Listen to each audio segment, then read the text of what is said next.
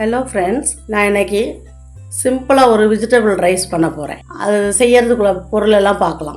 Carrot, cabbage, பச்சை மிளகா, தக்காளி, புதினா, மல்லி இலை எல்லாம் ரெடி பண்ணிக்கிடலாம். கடாயில் எண்ணெய் வச்சு வெங்காயம் போட்டு நல்லா வதக்கிக்கிடலாம். பிறகு கொஞ்சம் கேபேஜ், கேரட் எடுத்து போட்டு பச்சை மிளகாவும் போட்டு நல்லா வதக்கணும். நல்லா வதக்கிட்டு கொஞ்சம் இஞ்சி பூண்டு விழுது போட்டு கொஞ்சம் நல்லா பொறுமையாக வதக்கலாம். கொஞ்சம் உப்பு போட்டுக்கலாம். கொஞ்சம் மசாலா பொடி போடணும். கொஞ்சம் புதினா இலை, மல்லி இலை எல்லாம் போட்டு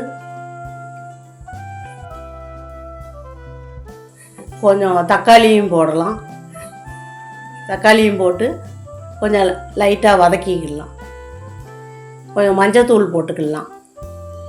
பத்தாதுன்னா கொஞ்சம் கூட உப்பு போட்டுக்கலாம். கொஞ்சம் சீரகத்தூள், மிளகுத்தூள், பெருஞ்சீரக பொடி எல்லாம் போட்டு நல்லா வதக்கலாம்.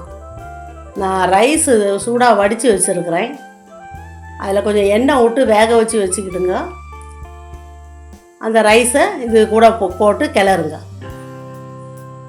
எல்லாம் மிக்ஸ் ஆகிற மாதிரி ஒன்று போல் நல்லா க்ளீனாக கிளறிடலாம்.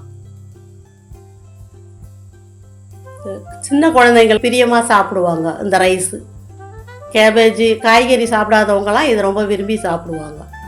ரொம்ப சூப்பராக இருக்கும். இதே மாதிரி வெஜிடபிள் ரைஸ் பண்ணுங்கள். சிம்பிளாக தான் முடிஞ்சிடும் வேலை. இதுக்கு சைட் டிஷ்ஷு முட்டை ஆம்லேட்டு.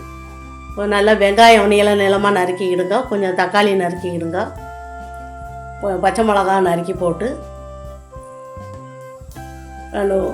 முட்டையை உடச்சி ஊற்றி உப்பு போட்டு நல்லா அடிச்சுக்கிடுங்க.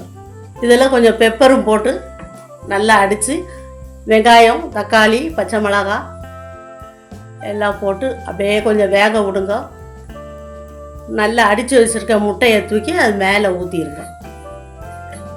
ஃபுல்லாக ரவுண்டாக ஷேப் பண்ணி ஊற்றுனீங்கன்னா சூப்பராக முட்டை ஆம்லேட்டு அழகாக வெந்து வரும். சாப்பிட்றதுக்கு ரொம்ப டேஸ்ட்டாகவும் இருக்கும்.